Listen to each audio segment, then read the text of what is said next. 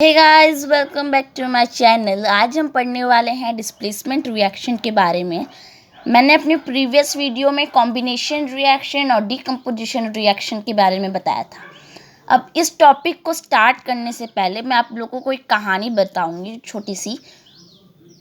पहले उसे देख लेते हैं, फिर टॉपिक पे चलते हैं। कहानी क्या थी गाइस कि तीन बंदे होते हैं, तीन लड़के होते हैं। एक का नाम सनी, एक मिनट बंदे बना दो पहले। सनी, बनी और मनी।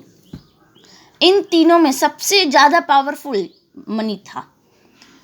इन दोनों की बहुत अच्छी दोस्ती थी, सनी और बनी की, यानी बहुत अच्छा बॉन्ड था इन लोग के बीच में। ठीक है, बॉन्ड कह लो या कंपाउंड कह लो, कुछ भी कह लो, दोस्ती थी। एक दिन क्या होता है कि सनी और बनी में लड़ाई हो जाती है। तो जब लड़ाई हो जाती है तो वहाँ मनी पहुँच जाते हैं, और जब मनी वहाँ पहुँच जाते हैं तो उनको देख के जो होता है सनी भाग जाते हैं। अब आप सोच रहे होंगे कि भाई सनी क्यों भाग जाते हैं। तो सनी इसलिए भाग जाते हैं क्योंकि मनी जो थे ज़्यादा पावरफुल थे सनी से, यानी इनके डर से सनी क्या हुआ, भाग गया।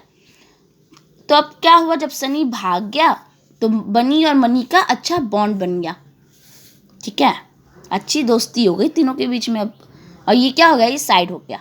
अब मैं आपको एक एग्जांपल देती हूँ। CuSO4 यानी कॉपर सल्फेट प्लस Fe यानी आयरन। अब क्या बन जाएगा, FeSO4 यानी आयरन सल्फेट प्लस Cu यानी कॉपर।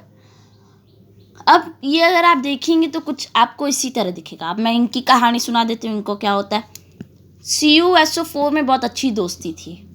वहाँ Fe पहुँच जाते हैं। Fe जब पहुँच जाते हैं तो Cu उनको देख के भाग जाते हैं, कॉपर उनको देख के भाग जाते हैं। क्यों? क्योंकि ये ज़्यादा पावरफुल है, Fe हमारे ज़्यादा पावरफुल है।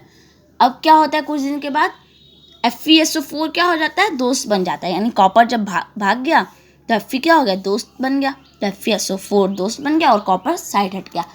इस कहानी से रिलेटेड ये कहानी थी। और ये जो कहानी थी गाइस, इसी को हम कहते हैं डिस्प्लेसमेंट रिएक्शन।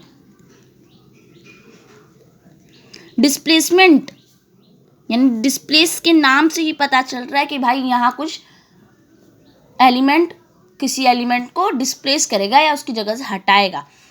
तो आई होप ये समझ में आ गया होगा। मैं आपको एक डेफिनेशन दे देती हूँ, एक और एग्जांपल दे देती हूँ, उससे आपको और अच्छे से क्लियर हो जाएगा। गाइस इधर है उसका डेफिनेशन। क्या है डेफिनेशन, एक बार पढ़ लेते हैं। A reaction in which an element displace another element, यानी एक रिएक्शन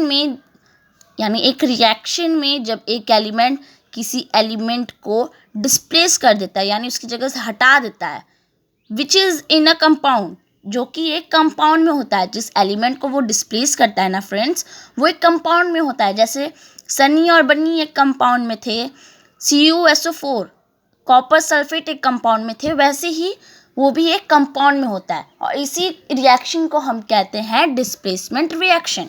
अब मैं आपको एक क्वेश्चन देती हूँ, जैसे कि फिर से CuSO4 का ही दे देते हैं। CuSO4 यानी कॉपर सल्फेट प्लस जिंक। अब आगे क्या होगा ना, ये आपको कहानी बनानी है। सबको पता है क्या होगा, डिस्प्लेस कर देगा। आप कैसे डिस्प्लेस करेगा वो आप देख लीजिए।